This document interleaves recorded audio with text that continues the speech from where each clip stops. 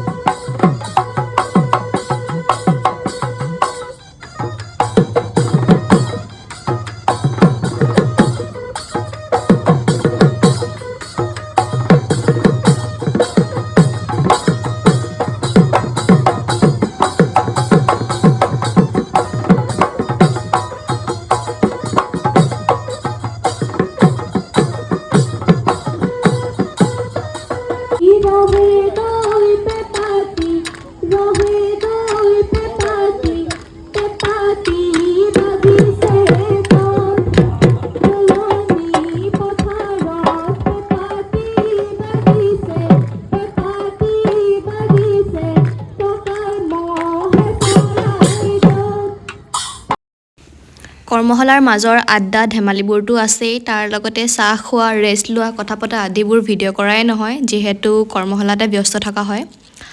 তেন্তে আজিলৈ ভিডিঅ'টো ইমানেই। গতিকে আগলৈও ভিডিঅ'বোৰ চাই থাকিব। ধন্যবাদ।